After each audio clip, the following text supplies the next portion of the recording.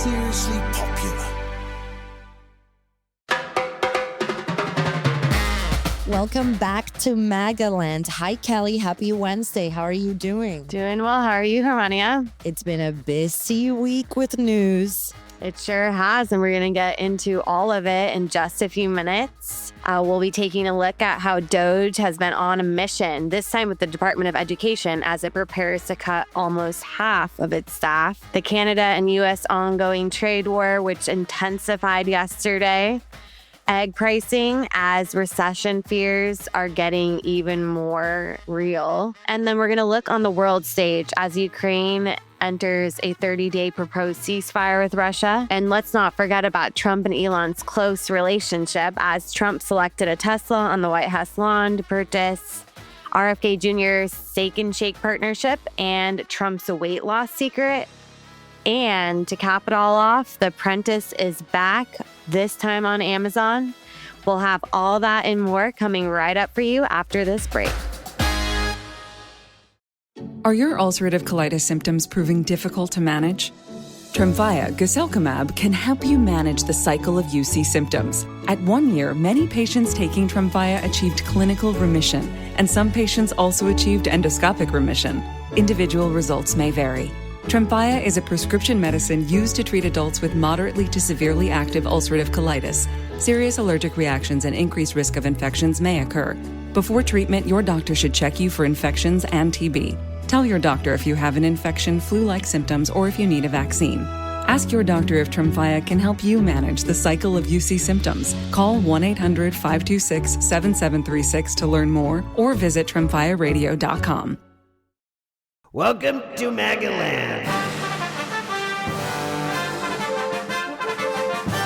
And we're back to break down all the MAGAland news from the last couple of days. We're going to start talking by yet another U.S. department that seems to be in danger of disappearing. Well, no seems to be, because the Trump administration has admitted that their goal is to completely eliminate this department. As you mentioned in the intro, Linda McMahon of WWE fame, of course, had announced this week that she's letting go 50% of the workforce. I thought it was interesting, the statement she put out on X saying that her mandate is to put herself out of a job. So they are being open that eventually they aim to completely get rid of the Department of Education.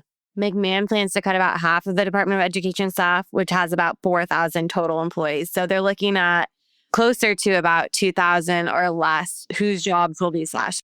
The workers were put on notice last night. They got some sort of ominous email saying that they wouldn't be able to come into the office today. All of the offices would be closed for a, quote, security reason.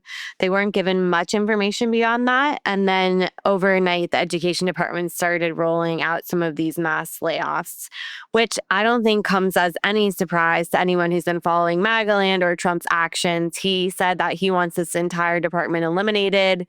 He wants education in the hands of the state. Linda McMahon has really followed through on what Trump has wanted in her first few weeks in office. She was on Laura Ingram's show last night discussing some of her actions. Let's take a listen. So the criteria for keeping that 50% is related to expenditures and key programs? Correct. Congress appropriates the money that is going through Title I to IDEA programs. What's that stand for? Do you know what? I'm not sure I can tell you exactly what it stands for, except that it's the programs for disabled and needs. Individuals with Disabilities Act, I think. Yeah. Yes. I'm guessing. I don't know. I don't know all my acronyms. I've been here for 30 years. This is my fifth day on the job, and I'm really trying to learn them very quickly. Right. It's a lot. That's an interesting angle of Laura Ingraham, because she was trying to help Linda McMahon out a little bit when she couldn't come up with the acronym of what the IDA meant. And she said, well, it's only my fifth day on the job. She made a little joke about how there's so many acronyms to learn in the government, which is very true. But she probably should have known that one, especially since she brought it up during the interview.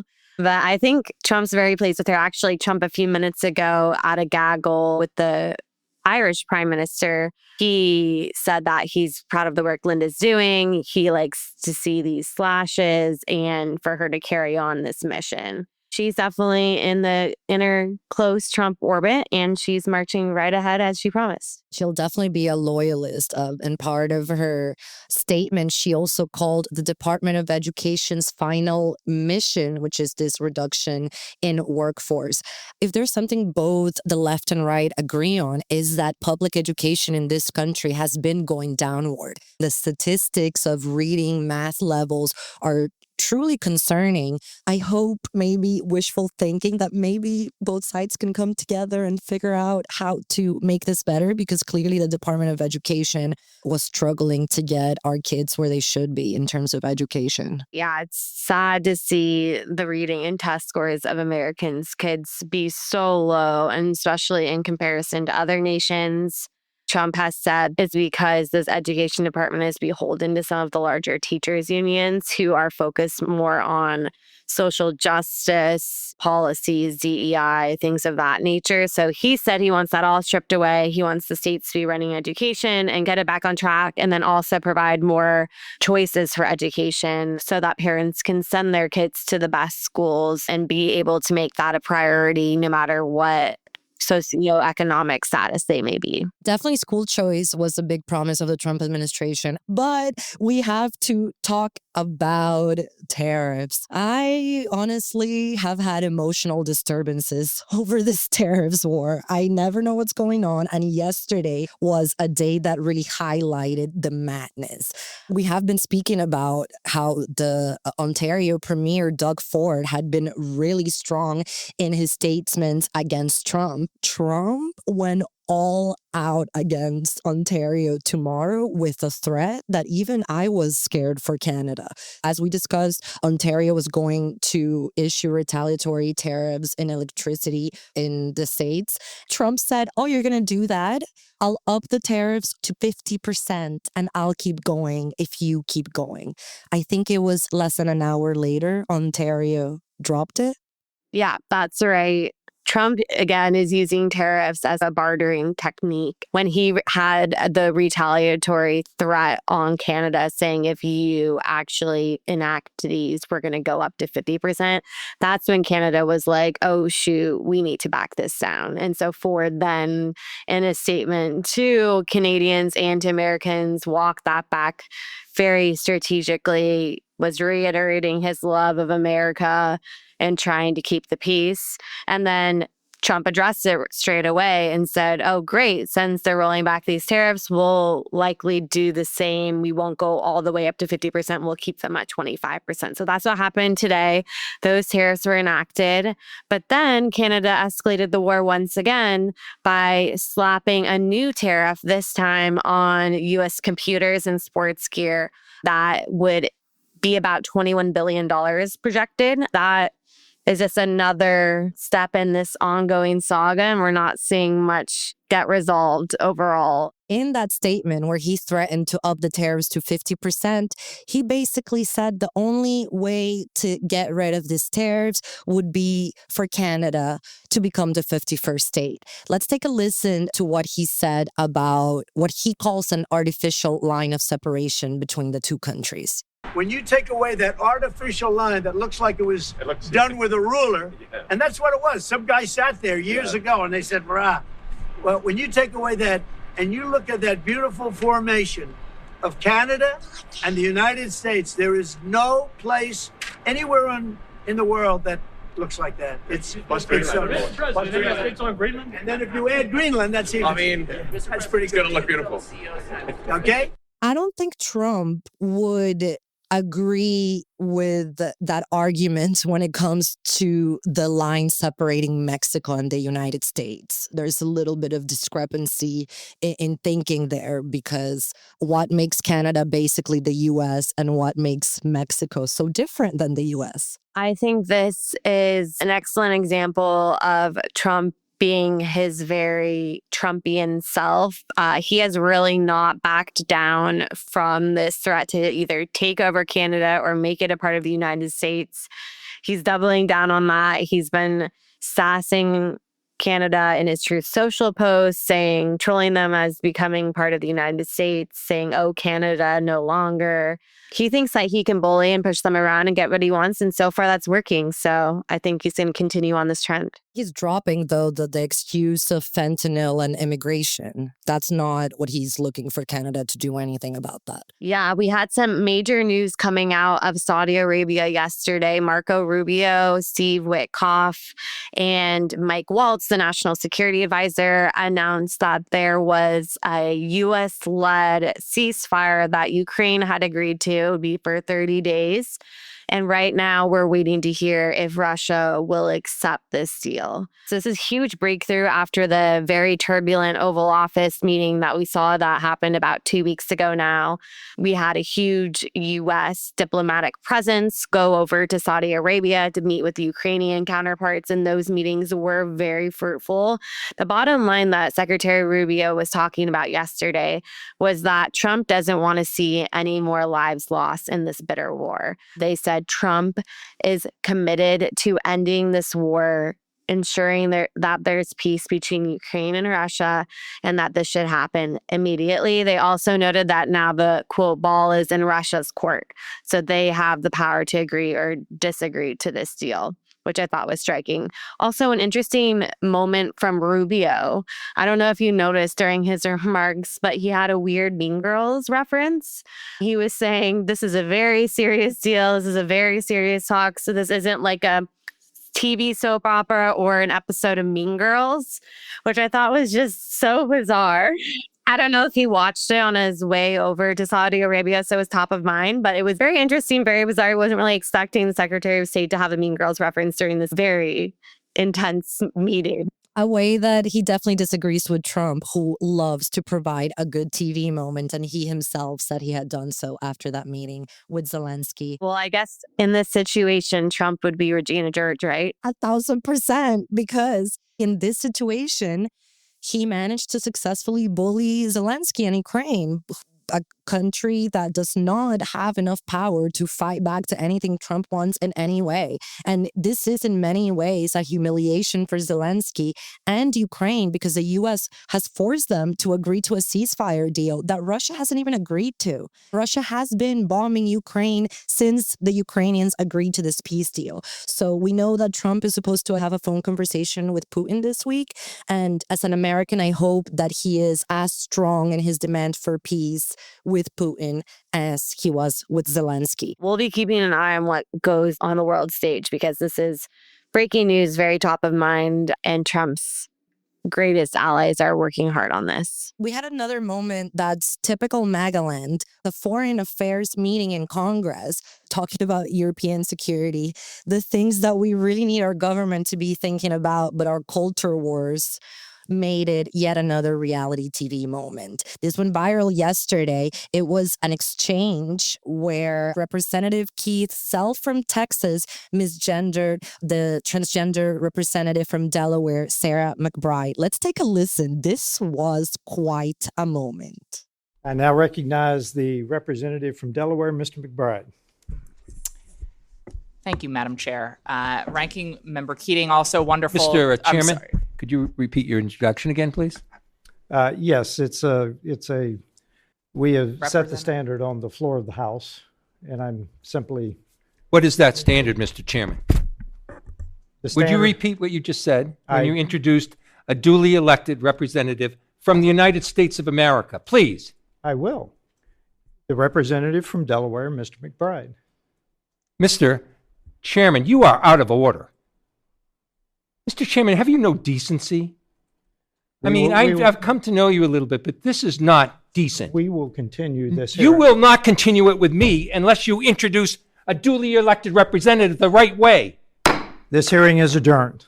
Sarah McBride has become really a flashpoint for Congress. There was drama about her at the beginning of the year when Speaker Mike Johnson ultimately decided that because she was assigned biological male at birth, she would have to use the male restrooms on Capitol Hill. That was a huge push by Nancy Mace, Lauren Boebert, some of Trump's closest MAGA allies, to bar her from using the women's restrooms. And now she finds herself again at the center of controversy. I feel like this was almost a setup moment where she was called Mr. by a Republican member of Congress, and then a Democrat quickly came to her defense, and it just devolved from there. I thought that Megyn Kelly actually had an interesting take on this. After Sarah McBride took to X, she said that she's been treated unfairly by some of her colleagues, but she's still going to work hard for Delaware. Megyn Kelly actually fired back saying, "You haven't been treated poorly. You've been called Mr.," which she says is, quote, accurate. And you've been told to use the men's room because, quote, you are a man. She also went on to say that Sarah McBride's delusional and standing up for the truth is what's honorable. And that's what the Republicans were doing during this episode. This was definitely sparking debate on Capitol Hill. McBride, all she did back is also she misgendered Representative Keith Self back. She replied something saying like, "Thank you, madame," or something like that. And it would have gone on. But then we get the Massachusetts representative, Bill Keating, who is outraged and again goes into a caricature-like show. And he starts, "Have you no decency?" McBride seemed to take in the insult, give it back a little bit, and they were all going to move on. But it was the Massachusetts senator who had to make a point. Yeah, it certainly was a notable moment out of an otherwise pretty boring hearing. I kept seeing the expert who's, again, talking about the security situation in Europe, like such an important topic, but he had to witness our American culture wars in front of him. Yeah, and that wasn't the only drama on Capitol Hill yesterday. The House actually passed a short-term government spending bill that would avoid a government shutdown in just 3 days. The Senate will be taking it up now, and Trump played a very big role in this. Once again, we saw him calling the Republican holdouts, getting his way, and then tearing into the sole Republican who didn't vote against it, Thomas Massie, who Trump has now promised to help boot him out of Congress next election cycle. So he was firing off crazed through social tweets against Massie. Massie was having none of it and was taking to the Capitol Hill press corps to exclaim about what he was feeling and why he didn't want to vote for the bill. And so there were definitely a lot of fireworks yesterday. That's something that has never changed. The government is always a vote away from shutting down, it seems. But we're going to keep an eye on all of that, and we'll be right back after the break.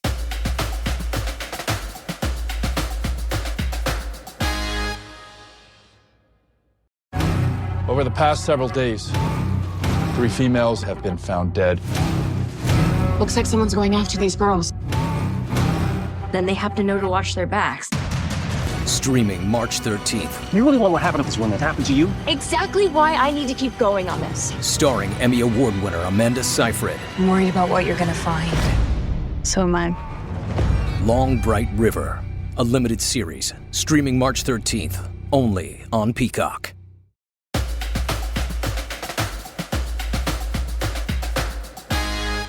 Kelly, things are moving rapidly with the tariff situation because we had Fox News' White House correspondent Peter Doocy express skepticism about this. He said it's tough to make the argument to retire when your retirement accounts are getting throttled, which is what is happening right. That is a moment to note. I don't think, as we have said in this show, the president's approval will survive much more of this situation. There have been reports that Trump advisors are lining up a fall guy if everything goes south with the tariffs and the recession starts.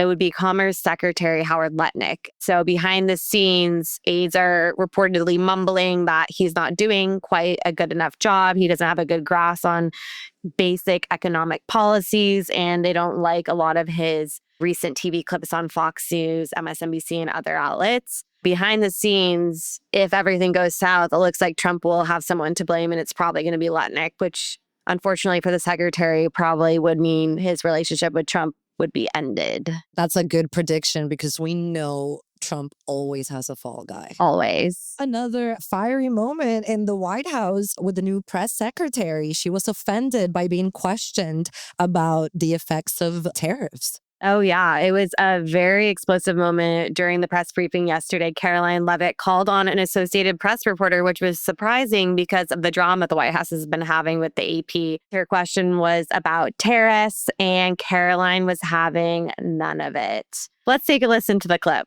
If we could just step back for a second. When President Trump last addressed the BRT when he was on the campaign trail, his big push was on tax cuts. He's going there today as he's proposing tax hikes in the form of tariffs. And I'm curious for why he's prioritizing that over the tax cuts. He's actually not implementing tax hikes. Tariffs are a tax hike on foreign countries that, again, have been ripping us off. Tariffs are a tax cut for the American people. And the president is a staunch advocate of tax cuts. As you know, he campaigned on no taxes on tips, no taxes on overtime, no taxes on Social Security benefits. He is committed to all three of those things, and he expects Congress to pass them later this year. I'm sorry, have you ever paid a tariff? Because I have. They don't get charged on foreign companies. They get charged on the importers. And ultimately, when we have fair and balanced trade, which the American people have not seen in decades, as I said at the beginning, revenues will stay here, wages will go up, and our country will be made wealthy again. And I think it's insulting that you're trying to test my knowledge of economics and the decisions that this president has made. I'm now regret giving a question to the Associated Press. As you can see, Caroline was not happy about being insulted about her intelligence. She fired right back at that reporter and put him in his place. And that came just moments after Caroline went into it with another reporter, this time with MSNBC, who she said was making a face during one of her previous answers. So she called her out in the middle of the briefing, was said, "You were making a face. What's going on? What's your question?" Startling the reporter, putting her on the spot. Caroline is fiercely slapping back at any backlash against Trump or herself. And I think that she's doing a good job during these very testy moments where you really have to be thinking on your feet. And she's standing right in line with Trump and supporting him at every step of the way. She's very Trumpian. It seems like she also went to the school of Roy Cohn somehow, where you make the truth what it is and nobody can tell you otherwise. She seems to be having a fun time on the job. Yet another show in the White House made for reality TV. What a moment. We know that Elon Musk and Tesla have been facing attacks from critics, including some vandalism at places that sell Teslas over Elon Musk's role in the Donald Trump administration. As we know, Trump likes his loyalists and rewards them. And so he turned the South Lawn of the White House into a showroom for Tesla. Let's take a listen. Hello, President Trump. Are you looking to buy or lease today? Well, I'm going to buy. And I'm going to buy because, number one, it's a great product, as good as it gets. And number two, because this man has devoted his energy and his life to doing this. I think he's been treated very unfairly by a very small group of people. And I just want people to know that you can't be penalized for being a patriot. And he's a great patriot. And he's also done an incredible job with Tesla. And I mean, nobody else has a car company started up in the last 30 years that's been successful. I don't think so. And not only successful, but super successful. And because he's able to find billions and billions and billions of dollars of fraud and waste and all of the things. I mean, our country is going to be very strong very soon because of a lot of the things that he's done and a lot of the things that I'm doing. And there's no better team, but there's no better for what we're doing. There's nobody like this, and he shouldn't be penalized. Another Mean Girls reference. I saw a lot of chatter on social media with Trump and Elon in the car. Let's get in, losers, and go shopping, as many people might know. I thought this was a fun moment on the White House lawn. Trump was perusing all the different Tesla models that Elon brought out. He even mentioned that he had bought his granddaughter, Kai Trump, a Cybertruck, which was funny to hear that because we knew Kai was driving one, but we didn't realize that Trump actually had purchased one for her. But Trump eventually settled on a Model S bright red about $76,000. That's where it starts.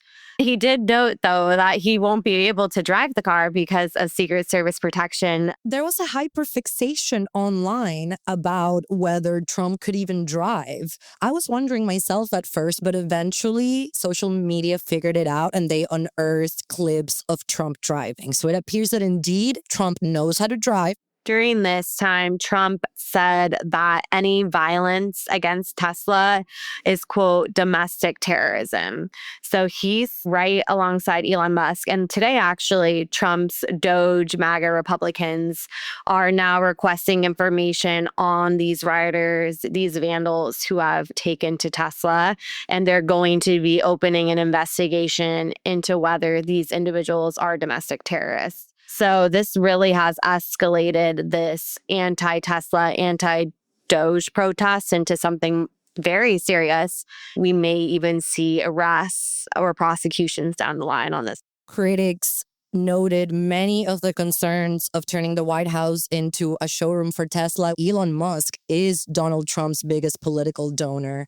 That was one of the criticisms of doing this, that it looks like corruption. Also, of course, this was going on for 40 minutes while the stock market was crashing and a lot of Americans were freaking out. So unclear how Trump supporters will feel about all of this. But we do know his base loves Elon Musk. It's time to talk about some polling because, again, things are moving fast. Kelly, we have a new one at Daily Mail. What does it say? Yeah, we had an exclusive Daily Mail poll come out today looking at Elon Musk's rating, DOGE's rating, and earlier in this week, we touched a little bit on Trump's rating. Americans generally are very big fans of DOGE. The approval rating stands at about 48%, which is pretty high, especially for the first 50 days of the second administration. However, Americans think that Elon might have some sort of sinister motive when it comes to Trump, that he might be wanting to enrich himself and use Trump, which fits into this Tesla narrative. 52% of voters actually disapprove of DOGE. So it's split. But as Musk has emerged as one of the closest figures to Trump, there's been a lot of scrutiny on him.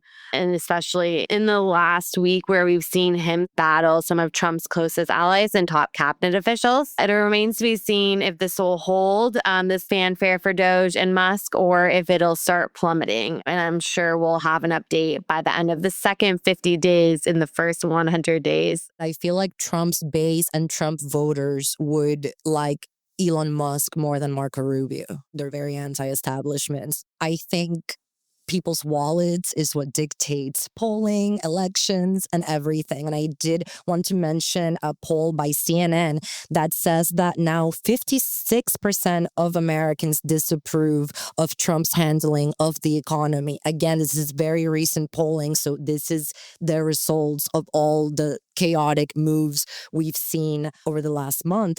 However, as we mentioned, the price of eggs, that seems to be such a topic. According to this report, eggs are up almost 60% more expensive than a year ago. Caroline Leavitt said yesterday during the press briefing that eggs are coming down. Trump's agriculture secretary, Brick Rollins, actually had an interesting explanation for why egg prices are so high. Let's take a listen. And it's likely that the prices will go back up. We're moving into the highest price egg season without avian bird flu, and that's because Easter's right around the corner. But recently, I think just a couple of days ago, the price of eggs is coming down. And we believe that is in reaction. The market has reacted to our plan that we rolled out on February 26th, just about, a week and a half ago, that the prices have come down on average about $1.85 per dozen eggs. So we're seeing some relief. We've got a long way to go. Listen, combating the avian bird flu is not something that we can do overnight. Can you blame Easter on rising egg prices? Easter is about 40 days out now because we just had Ash Wednesday last week. This is what triggers my Venezuelan PTSD.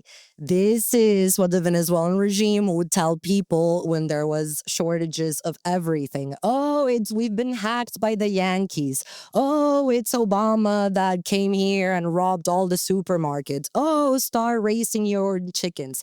I'm a capitalist. I don't like excuses like that. I don't think Americans will like it either. And again, if this is, Though I want to note Carolyn went on Twitter and turned this consumer price index in such a way that she presented it as a complete success for the Trump administration. Of course, highly focusing on inflation, easing a bit. Could she say this and then kick someone from reporting on the White House, arguing that they lied because they reported on what experts were saying?